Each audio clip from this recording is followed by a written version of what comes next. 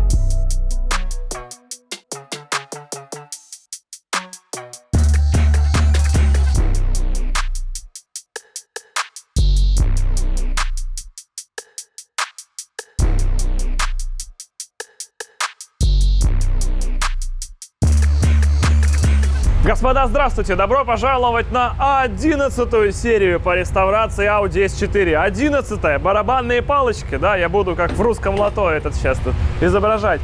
И в этой серии у нас, значит, Михаил сидит на сиденье. Мы установили Мишу на табуретку. Это было сложно, до этого никто его в такой позиции не видел, но, как вы видите, нерешаемых задач для местных слесарей не существует.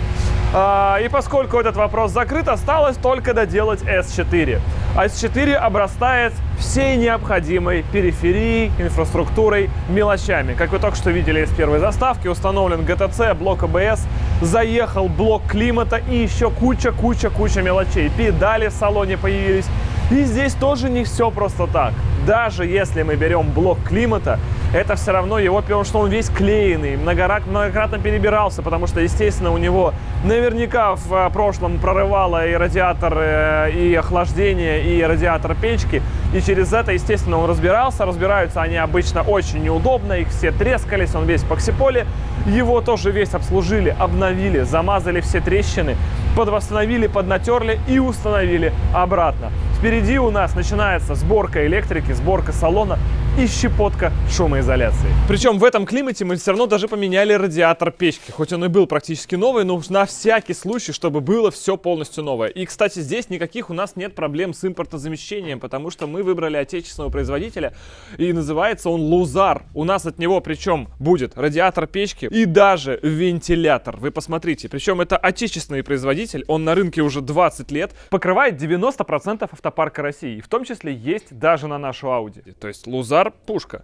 Причем я даже специально загуглил, и Лузар это именно производитель, а не перепаковщик. То есть производство находится здесь, все своими силами делается, при этом гарантия 2 года, а продукция тестируется собственной гоночной командой Carville Racing, так я же их знаю. Также Лузар выпускает практически любые системы кондиционирования. Например, смотрите, это вот просто радиатор кондея от Solaris, который встает в него болтон, а по качеству никак не уступает оригинальному. А этот компрессор кондиционера от Rio, который, естественно, также ставится в это Rio болтон и производится на современном автоматизированном производстве. При его замене, кстати, если кто не знал, крайне важно промыть всю систему кондиционирования, заменить ресивер-осушителя, а также поменять клапан ТРВ. Его Лузар, кстати, тоже делает. Вот он, прекрасен. Лето и жара придут уже совсем скоро. Я, по крайней мере, очень верю на это в Питере. Если кому нужно заняться ремонтом системы кондиционирования, то у меня для вас есть отличные новости. Это промокод Академик, который даст вам 15% скидочку в интернет-магазине Carville Shop. Ссылочки на него, естественно, будут в описании. Дерзайте.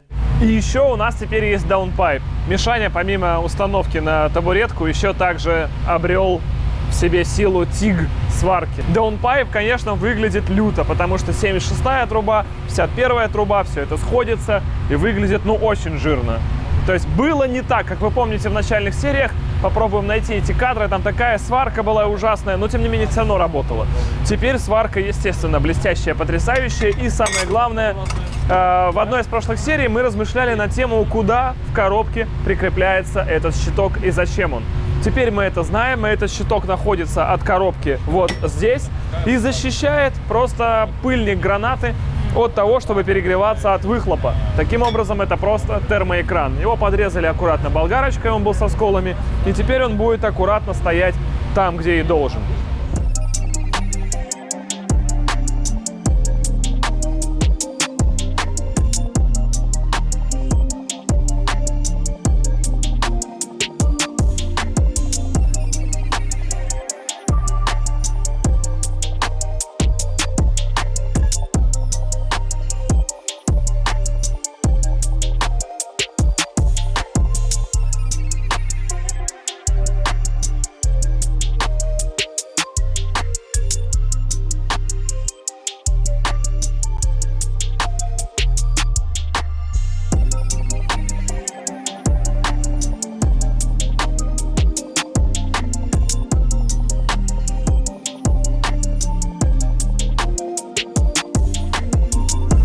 Ты смотри, у нас тут некровстреча.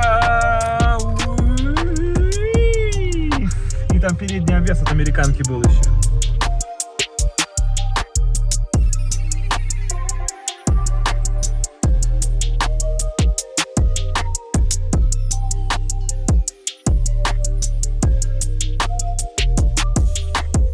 Че, господа, 995 километров у нас обкатки пройдено. Я считаю, что можно начинать давать дрозда.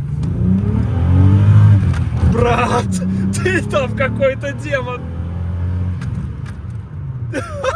Что там? По-моему, мы даже не зацепили сейчас место. Ты понял, на первый? Она, вернее, пыталась, потому что резина держаковая, и такая все время в полубуксе так идет. Мы вообще себя буксовали. Пушка, слушай, мы последнюю 1000, я и Никита, соответственно, ездили до 3. Вы не представляете, какая это жесть, ездить до 3000 оборотов. Вот этот вот дизельный режим, когда ты знаешь, что у тебя там рык. И походу сейчас это было оно, ну, как минимум это эмоционально. Не знаю, по ощущениям она ехала.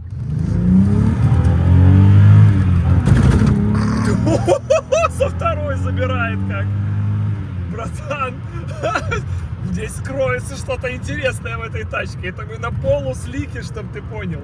На обычной резине мы просто сейчас бы всю вторую бы шли. А я говорил, что я от нее кайфую. А теперь я буду от нее кайфовать вообще. Мы сейчас такого дрозда будем по всему району давать. Итак, фары будут выключены, потому что это тоже мощность. Печка у нас переведена в режим Экон. Это значит, что выключен кондей. Именно так это все выглядит. Не прогретая резина, накрапывает дождь, температура 8 градусов. Ну, держака однозначно больше, чем в прошлый раз. Короче, пусть она поедет 100. Да, мы желаем 100 вам. Так, все, печка выключена, вывел температуру масла. Трогаемся, я думаю, с дохрена мы трогаемся. 1000 с 3. Слили все, вообще не зацепилось. У нас огромные черные полосы. 9,8, это понятно. Это вообще сейчас было не о том.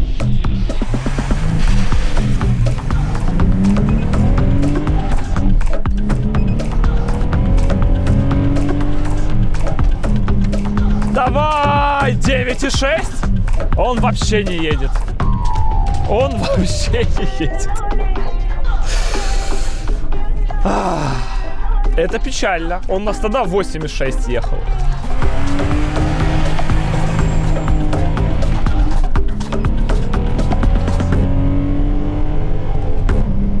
Да нет, он не едет. 9,5, да. Но я слил старт, я согласен. Согласен, я слил старт, типа надо где-то 3500 в пол, 9,5 и 8,2 это пропасть. Он не поедет, сток с ним что-то не так. Давай еще разик попробуем. И значит у нас вообще дейли результат типа 10. Как я говорил на стриме, китайцы пока могут спать спокойно. Мы никуда не едем. Да, получается, что это фиаско. 9,5 секунд. Это прям супер неинтересно. И это получается не 180 сил, это где-то, наверное, 120-115 сил. Но это вот все то, короче, да, уезжает. Разъехались пластмасски и так далее. Причем, когда мы его купили, он же точно 8 с чем-то ехал. Я помню. 8,6 или что-то 8,7 или 8,5. А сейчас он едет 9,6. И расход, опять же, да, когда едешь 110, расход 11,5, он богатит. Он жрет капец сколько. Не должен быть такой расход. Даже если это учесть, что это старая машина, на такой скорости расход должен быть около десятки, не больше, никак. Ну, 11,5 прям до шиша. А в городе, кстати, средний расход обычно 17. Короче, ребята, времени у нас мало. Тосол кончается незамедлительно. Все, срочно едем обратно.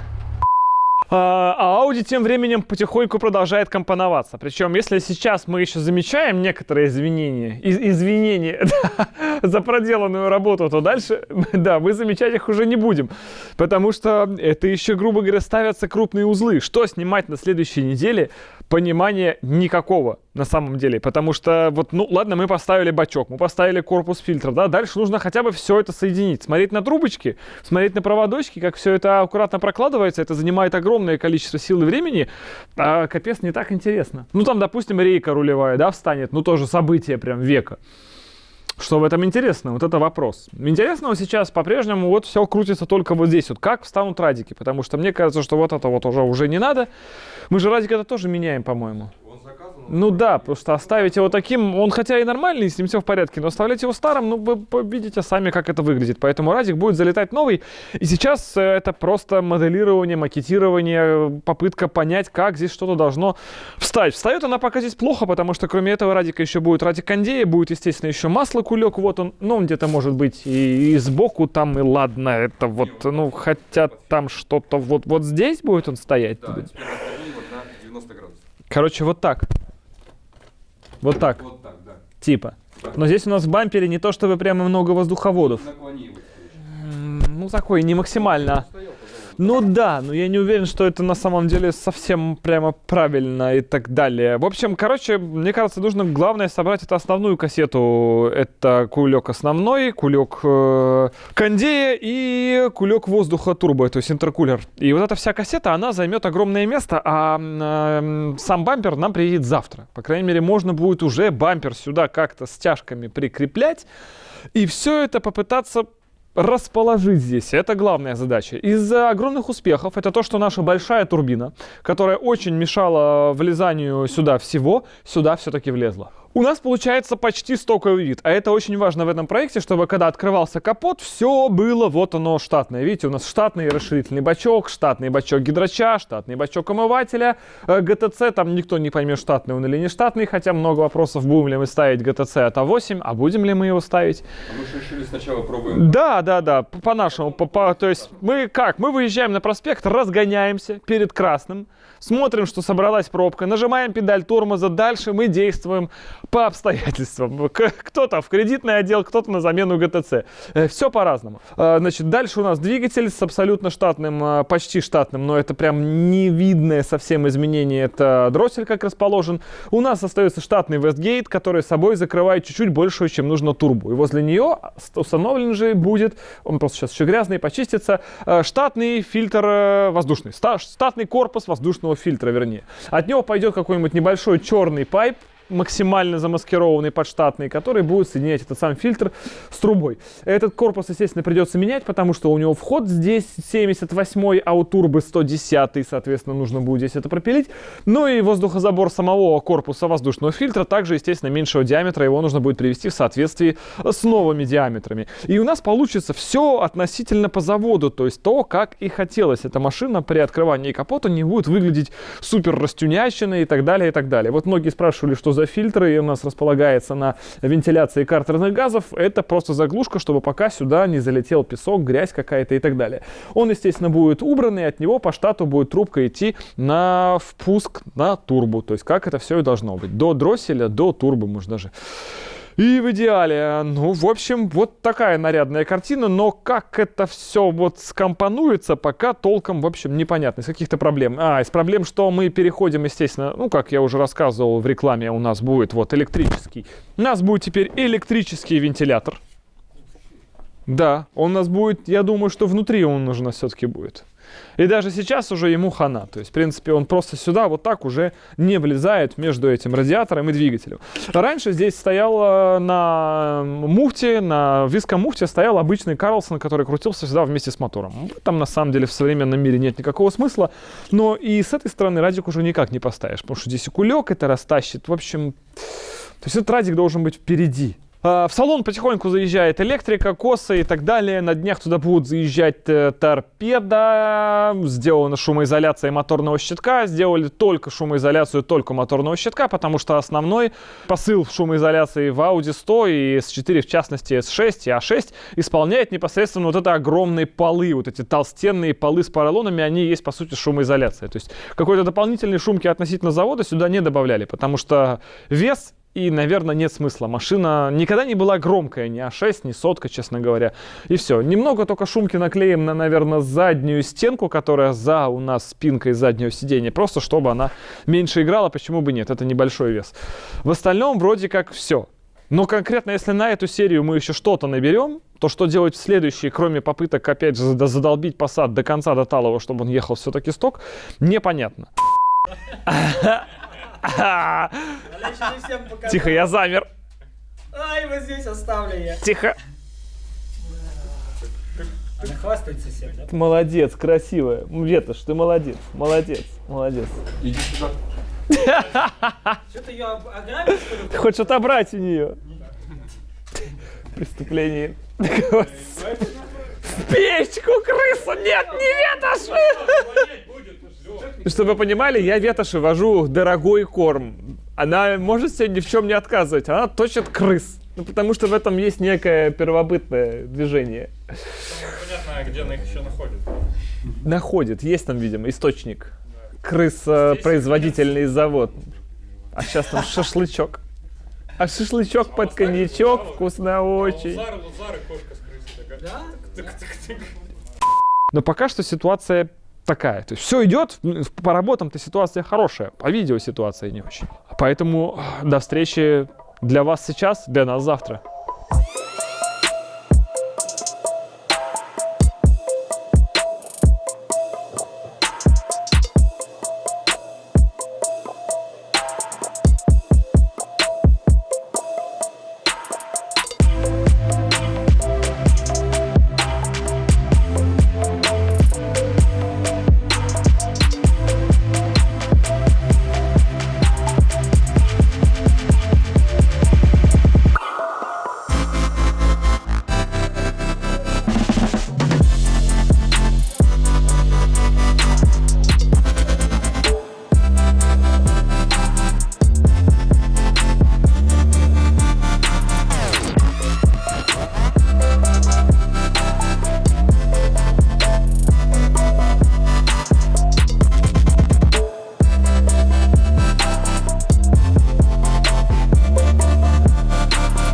Мы только посмотреть, мы пока...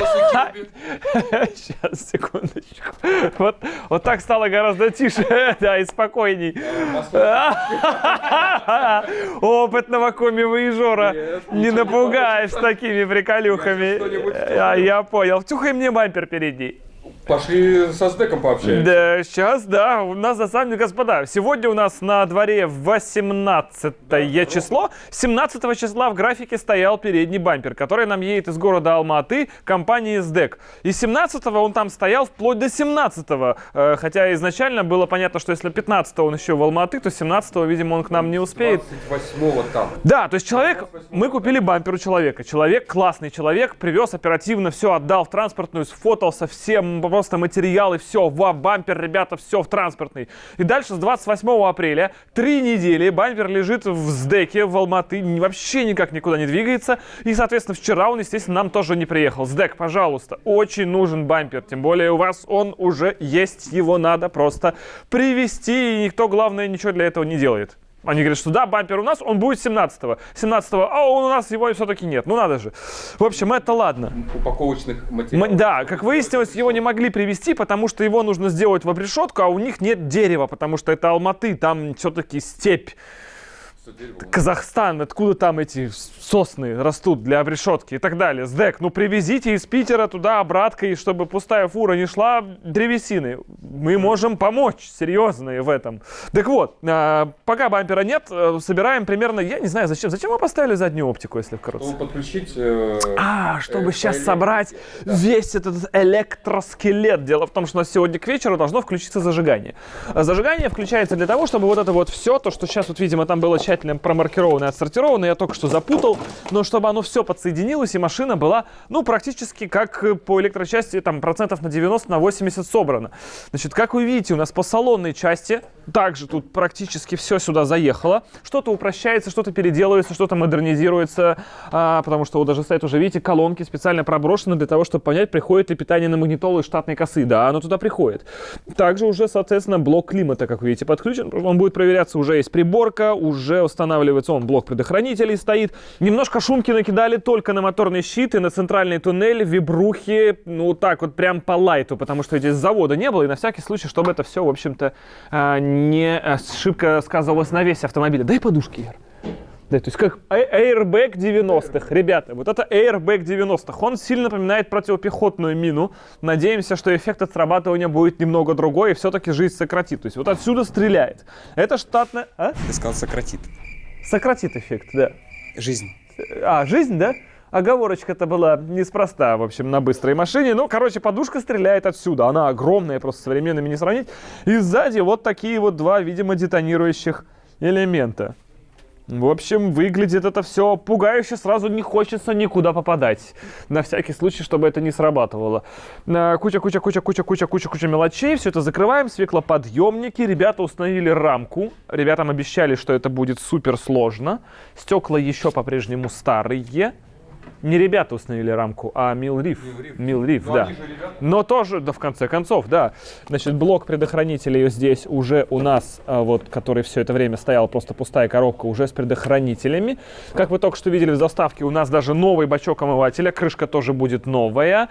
Устанавливаются фары. Фары устанавливаются по большей части для макетирования, потому что фара нужна для части установки пайпа, который будет идти от турбы к воздушному фильтру, потому что все-таки 110-я труба — это много. И понять, как она здесь будет разлюбливаться со всеми вот этими вот фарами. Фары старые, новые в следующей серии уже увидите.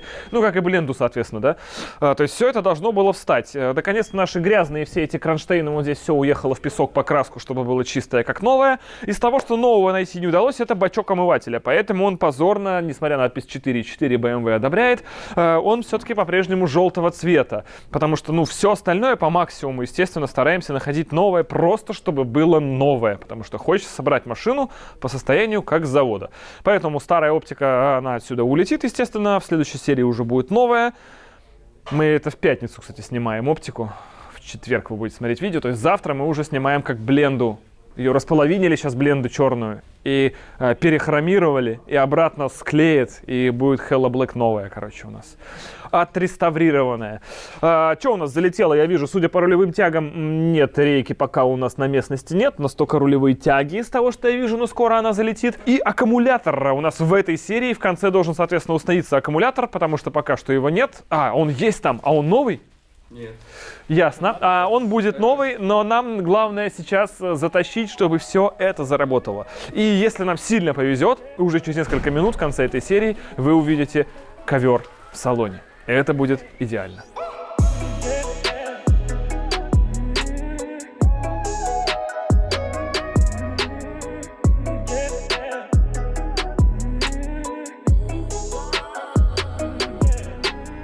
Также нужно в очередной раз сказать огромное спасибо неравнодушным подписчикам из Казахстана. У нас есть теперь кожух ГРМ. Вы посмотрите. Да, он не идеален, но он целый. Он очень даже при этом прикольно выглядит, с необходимыми частями. И он достался нам бесплатно. Просто классный человек в Казахстане. Спасибо тебе, добрейшая душа. Ну, слушай, это, ну, он же не виноват, что мы живем в России. Ну, серьезно, как бы, да. Он делает, что может, поэтому, на самом деле, огромное спасибо. В общем, есть у нас уже кожух ГРМ. Потом, возможно, перейдем на карбон, если нас, как бы, супер ставит. Но главное, что кожух есть, потому что, вот, ну, честно говоря, вот как-то вот хотелось, чтобы он, ну, он не так должен быть, конечно же, но это не важно абсолютно. Там, что... Ну, да, но мне сейчас ее не снять, видишь, вот задача вот только в этом. Короче, как-то вот так. И, ой, спасибо, сломался. Жаль. Ну, в общем, оно есть. То есть люди помогают как могут. По-прежнему многие люди пишут, что чем помочь, что привезти и так далее. У меня там есть донор, от него куча запчастей, отдам так. Молдинги где-то выскочили новые там и так далее. Кидают ссылочку. Спасибо огромное. Все обрабатываем, смотрим. Пишу Ярославу, позвонил, написал, вернее, человек, что у него есть расширители сюда. Расширители АЕМ. АЕМ это типа, как я понимаю, Орига, но почти Орига. Эти расширители на задней арке, чтобы у нас не торчали колеса, шли только на испанские версии. Мне там уже другие люди подсказывали и так далее. Короче, они у него есть, но он за них хочет 25 тысяч.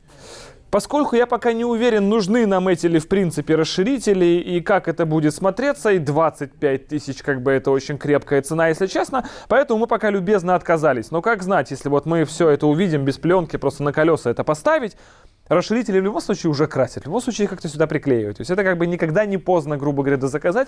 Если мы поймем, что совсем беда виллы, ну, видимо, да, где-то будем мы расширители изыскивать. Наверное, конечно, только не за 25 тысяч, потому что вот эти вот 3 рисочки как-то, по-моему, дороговато. Хотя, вот, честно говоря, здесь не знаю рынка, деталь супер редкая, согласен.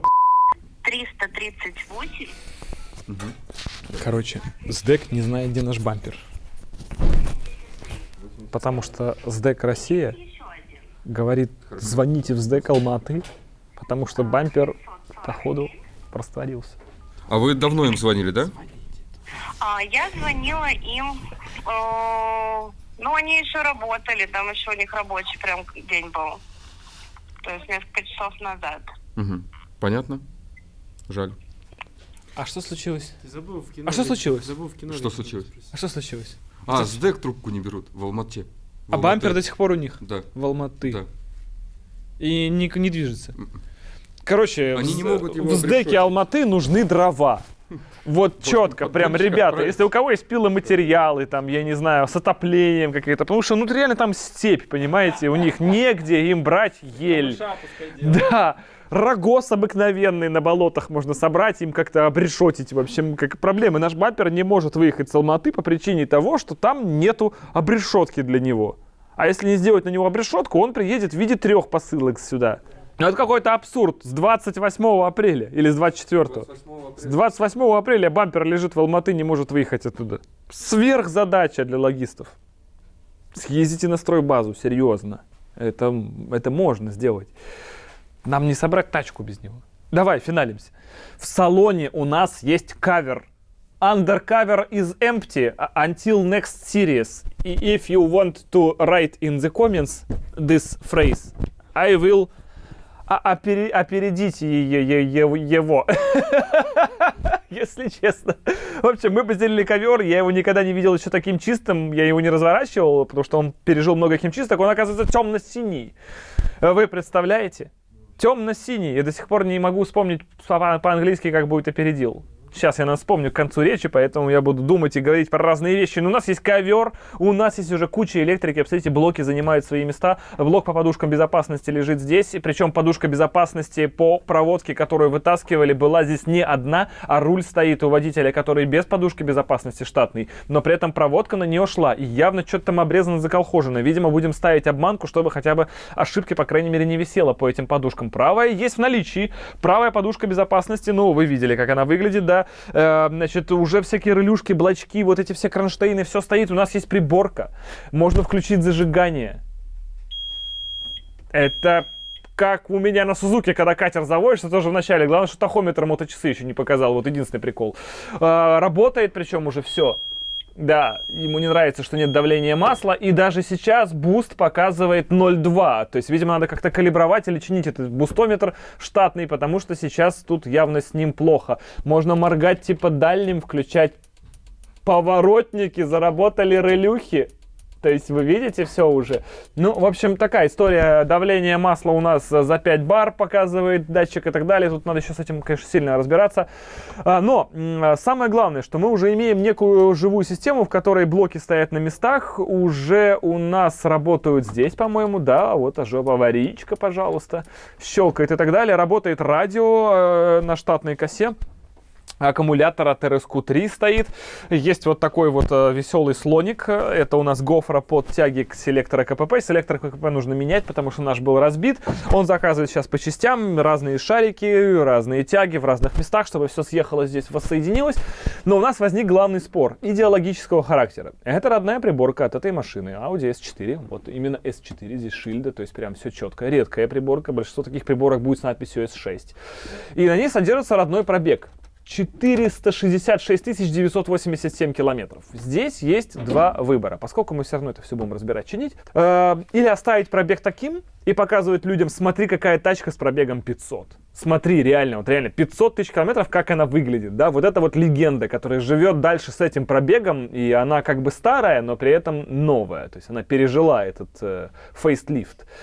Есть, соответственно, второй вариант, символично обнулить пробег и выставить здесь 0,0000001 и начать отсчет этого километража заново, потому что машина как бы переродилась. И можно сказать, что начинает свою жизнь заново. Вот как правильно делать, мы до сих пор не решили. Давайте устроим, ну что ли, некоторое голосование, что ли, относительно вас будем ориентироваться. Потому что уже много раз, когда я хотел сделать одно, а все говорили по-другому, в итоге вышло как все хотели, а не как я. Потому что тут я уже понимаю, что нужно где-то прислушиваться к людям, чтобы все было в порядке. Сильно и то, и другое. Вопрос, что из этого сильнее? 0, перерожденная машина, или 466 тысяч километров, потому что жизнь продолжается. И именно та, с 94 года. Не могу точно сказать, что из этого более правильно. Что еще у нас? В следующей серии проблема, что делать. Потому что, вот видите, сколько это все занимает времени. Сколько это все занимает времени. Как это все уместить? Что нам показывает дальше? Потому что дальше куча мелочей, вот все это разгребание. Ну да, у нас, понятно, появится приборка. Появится, не приборка, торпеда. Появится новая оптика вся, потому что она будет в следующей серии. Очень надеемся, что, возможно, уже приедут кресла и так далее. Салон. Хотя смысл собирать салон, когда тут еще вот это вот все вот такое вот. И так далее и тому подобное. Не ясно, что делать, как всегда, господа. И не ясно не только мне, но ясно пацанам, потому что, ну, они понятно, что делать, разбираться, но разбираться с таким огромным количеством всего, это огромное количество труда, часов. Да, Михаил по автозвуку уже будет тянуть провода, потому что параллельно мы восстанавливаем звук. Он будет в стоковых значениях, но просто новый и современный.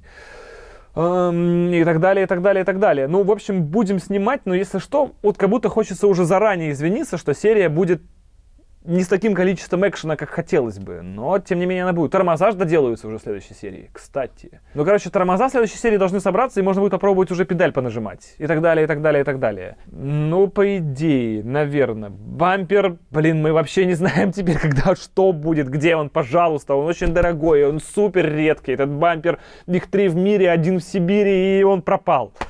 Пол на попу огурцов, если вкратце. И с этим нужно всем разбираться, потому что вам кажется, что все, уже вот финишная прямая, а здесь на самом деле самый абзац. И от этого немножко страшно. Но мы продолжаем, мы действуем. Все-таки следующая серия, она 12-я будет. Дюжина.